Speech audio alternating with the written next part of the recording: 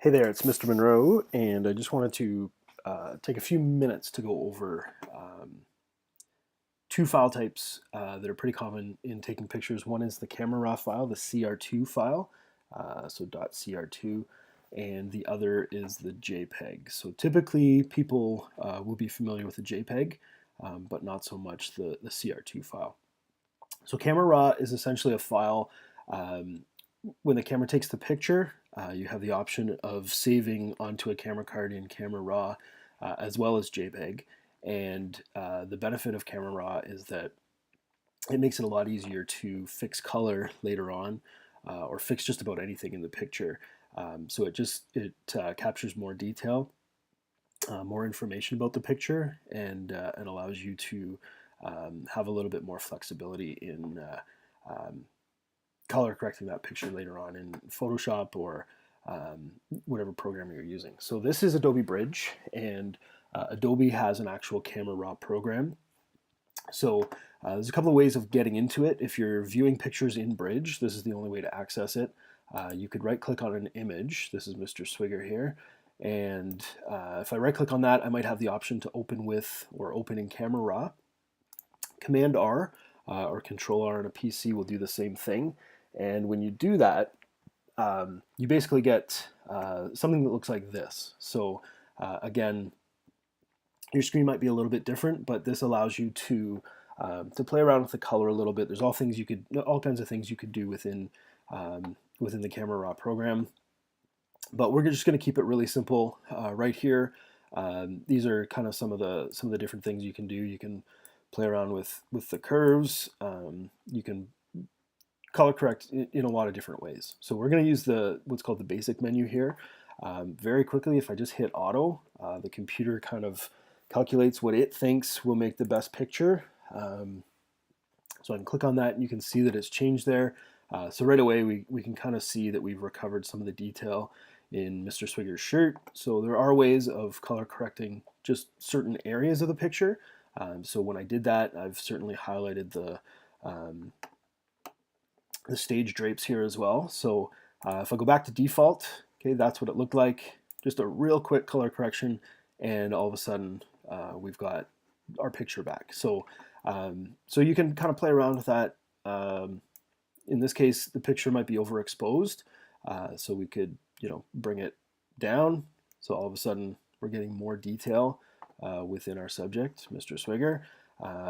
But you can play around with different sliders here. The contrast, you'll see that each one of these kind of does something different, some good, some bad, and sometimes it's best just to leave things. These last three here, the saturation, vibrance, dehaze, and the clarity, last four, will really change the image itself. So if I make the picture more clear or less clear, so you can see there's almost things are almost hazy. Maybe that's not the best word for it because this is dehaze. But Mr. Swigger, his shirt here, and his skin tones, they've definitely gone soft with playing around with the clarity. So you can see that will change things, but in this case here, I'm going to go back to default and keep these where they were at 0 and 0. Those are the defaults. There we go, roughly there. So again, if I change that to auto really quickly here, we can get, in this particular picture, this isn't an image that I would use typically, but this picture here certainly will look a lot better. You don't have to necessarily crop these original pictures for the Yearbook Avenue program because we can just kind of use the frame that we want, zoom in on the part of the image that we want, and we wouldn't be seeing all of this anyways if we didn't want to. So that's just kind of a quick look at Camera Raw, and if you look in this folder here, if I were to go way down, you're going to start seeing JPEG files as well. The difference with JPEGs is that you're not going to be able to color correct them as much or as effectively. So this is actually an image that's already been color corrected, that's been saved, and that's indicated by the CC. So when I do color correct an image, you do have to save that image. So File Save As or Command S will certainly do that. So let's just pick another image here of a singer, Patrick. And in this case here, it looks like it's potentially overexposed, okay, because we want to bring kind of some natural skin tones back.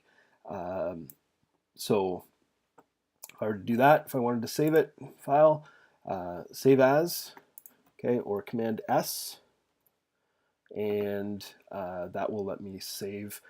So it's just going to add color correct. It's going to add this extension to the name, and then we're good to go.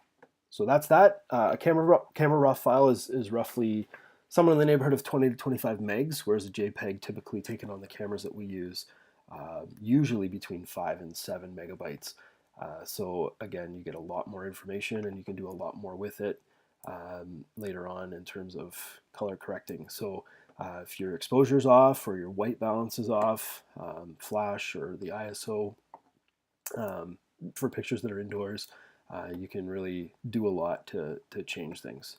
So that's going to do it for this little tutorial, and hopefully you learned something.